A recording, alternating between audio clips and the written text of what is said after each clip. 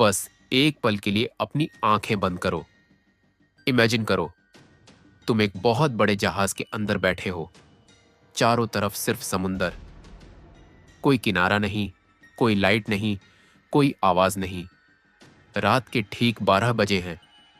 जहाज के अंदर अजीब सी ठंड है। ऐसी ठंड जो सिर्फ मौसम की वजह से नहीं होती, बल्कि ऐसी ठंड जो इंसान की रीढ़ के अंदर तक उतर जाती है। तुम अकेले नहीं हो, लेकिन फिर भी तुम्हें ऐसा लग रहा है जैसे कोई तुम्हें देख रहा है हर पल।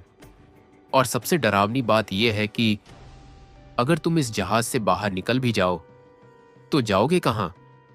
चारों तरफ सिर्फ समुंदर है। दोस्तों, आज मैं जो कहानी आपको सुनाने वाला हूं वो कोई फिल्मी कहानी नहीं है, ना ही कोई बनाई हुई हॉरर स्टोरी। ये कहानी है एक ऐसे जहाज की जिसका नाम सुनकर आज भी लोग सोचते हैं वहां जाने से पहले। ये कहानी है क्वीन मैरी शिप की। साल था 1930।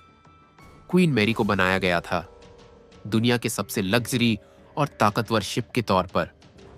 1930 से लेकर 1960 तक इस जहाज ने हजारों लोगों को एक देश से दूसरे देश तक पहुंचाया। इसमें सफर कर चुके थे दुनिया के बड़े बड़े लोग, यहां तक कि उस समय के ब्रिटेन के प्रधानमंत्री विंस्टन चर्चिल भी। लेकिन गाइज, क्वीन मैरी सिर्फ लग्जरी के लिए फेमस नहीं हुई। बहुत जल्द इस जहाज का नाम एक और वजह से मशहूर हो गया। आज क्वीन मैरी पूरी तरह से रिटायर हो चुकी है। अब ये कैलिफोर्निया में एक म्यूजियम के रूप में खड़ी है। दिन में टूरिस्ट आते हैं, फोटो खींचते हैं, इतिहास सुनते हैं। लेकिन रात रात को यहां सिर्फ मेंटेनेंस स्टाफ रहता है।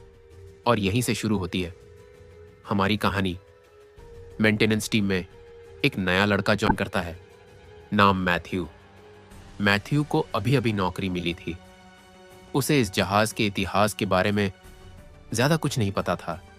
उसे बस ये बताया गया था कि यहां रात की शिफ्ट करनी होगी। मैथ्यू को यह भी नहीं बताया गया कि उससे पहले जिस आदमी ने यह नौकरी छोड़ी थी उसने अचानक रिजाइन क्यों किया। अगर मैथ्यू को यह पता होता तो शायद वो उस जहाज में कभी कदम ही ना रखता। मैथ्यू की पहली नाइट शिफ्ट। वो जहाज के मेंटेनेंस एरिया में काम कर रहा था। उसके साथ सिर्फ एक और स्टाफ मेंबर था, जॉन। जहाज बहुत बड़ा था, लेकिन जिस हिस्से में मैथ्यू को लगाया गया था वहां सिर्फ वही दो लोग थे। कुछ देर सब ठीक चला। फिर मैथ्यू को महसूस होने लगा कि कोई उसकी पीठ के पीछे खड़ा है। बार बार वो पलट कर देखता, कोई नहीं। लेकिन उसकी नजर बार बार एक दरवाजे पर जा रही थी। दरवाजा नंबर 13। मैथ्यू को अजीब लगने लगा। उसने जॉन से कहा, मुझे ठीक नहीं लग रहा। ऐसा लग रहा है कोई हमें देख रहा है। जॉन कुछ सेकंड चुप रहा, फिर बोला, मैथ्यू, ये तुम्हारी पहली रात है, इसलिए बता रहा हूं। इस जहाज में कुछ ऐसे हिस्से हैं जहां जाना सख्त मना है, और खासकर डोर नंबर 13, उसके पास मत जाना। आधी रात को बिल्कुल नहीं। मैथ्यू को लगा ये सब बस डराने के लिए कहा जा रहा है। उसने मन ही मन सोचा, ये सब अफवाहें होंगी। पुराना जहाज है, लोग कहानी बना लेते हैं। और यही सोच उसकी सबसे बड़ी गलती बन गई।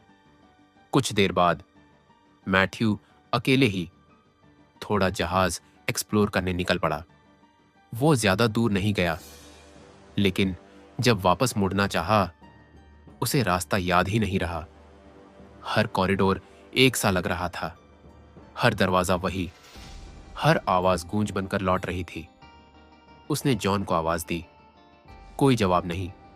फिर उसने सुना कदमों की आवाज, धीमी लेकिन साफ। और तभी किसी ने उसका नाम लिया, मैथ्यू। वो पीछे मुड़ा। उसके सामने दरवाजा नंबर 13 था, और उस दरवाजे के बीच एक आदमी खड़ा था, खामोश, बिना हिले, और दरवाजा धीरे धीरे बंद हो रहा था। क्वीन मैरी के दरवाजे साधारण नहीं होते, वो इतने भारी होते हैं कि इंसान को पल भर में कुचल सकते हैं। मैथ्यू चिल्लाया, हटो, दरवाजा बंद हो जाएगा। लेकिन वो आदमी हिला तक नहीं, और अगले ही पल दरवाजा पूरी तरह बंद हो गया और उस आदमी का शरीर बीच से 2 टुकड़ों में कट गया। मैथ्यू की सांस रुक गई, लेकिन कहानी यहीं खत्म नहीं हुई। उस आधी कटी लाश ने अपनी आंखें खोली और हंसने लगी। मैथ्यू वहीं जम गया। उसके दिमाग में सिर्फ एक सवाल था, अगर ये इंसान नहीं था तो फिर ये था क्या? और उसी पल उसे महसूस हुआ कि वो इस जहाज में अकेला नहीं है।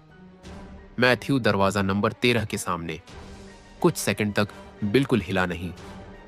उसके कानों में अभी भी उस आधी कटी लाश की हंसी गूंज रही थी।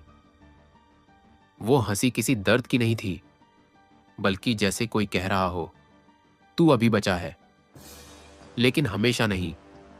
मैथ्यू ने पूरी ताकत लगाकर अपने पैर घसीटे और वहां से भागना शुरू किया। जहाज के अंदर भागना आसान नहीं होता। हर रास्ता मुड़ता है, हर मोड़ पर अंधेरा है, और हर दीवार से आवाज टकराकर लौट आती है। उसे नहीं पता था वो किधर जा रहा है, बस इतना जानता था कि वहां नहीं रुकना है। भागते भागते मैथ्यू एक जगह पहुंच गया जहां हवा गर्म थी, बहुत ज्यादा गर्म। ये था बॉयलर रूम। अजीब बात यह थी कि क्वीन मैरी अब एक म्यूजियम थी। जहाज चल नहीं रहा था, इंजन बंद थे, तो फिर फर्नेस में आग कैसे जल रही थी? मैथ्यू ने दूर से देखा, एक आदमी फर्नेस में कोयला डाल रहा था। उसकी पीठ मैथ्यू की तरफ थी। मैथ्यू ने चिल्लाकर कहा, रुको, यहां काम करने की जरूरत नहीं है। कोई जवाब नहीं। फर्नेस की आवाज, सब कुछ निगल रही थी। मैथ्यू धीरे धीरे उसके पास गया और उसके कंधे पर हाथ रखा। जैसे ही वो आदमी पलटा, मैथ्यू की चीख निकलते निकलते रह गई।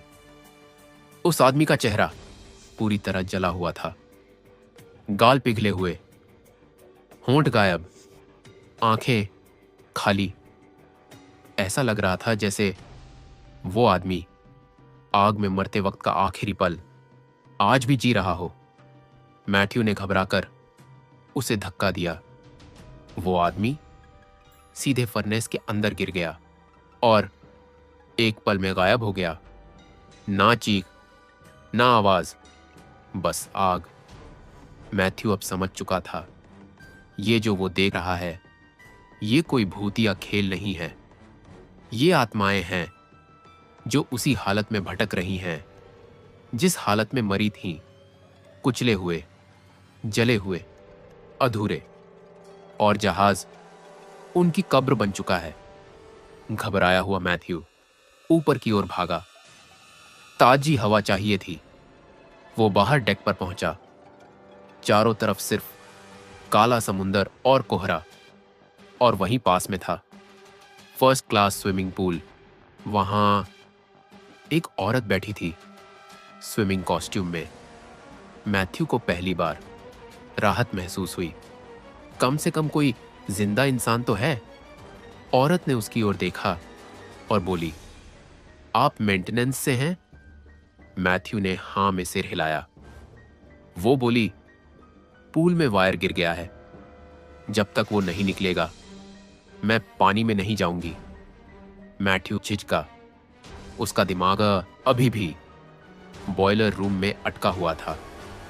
वो जैसे ही झुककर पानी में हाथ डालने वाला था, पीछे से आवाज आई, मैथ्यू।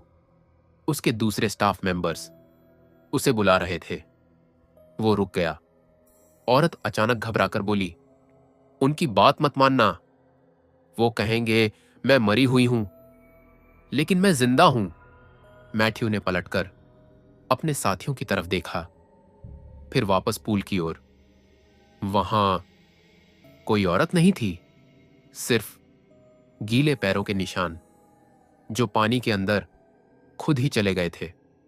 थोड़ी देर बाद मैथ्यू को जॉन मिल गया। जॉन भी डरा हुआ था। उसने बताया, मुझे किसी ने बुलाया था। कहां? ऊपर पार्टी चल रही है। मैंने संगीत सुना, हंसी सुनी, लेकिन जैसे ही दरवाजा खोला, अंदर सिर्फ अंधेरा था, कोई नहीं था।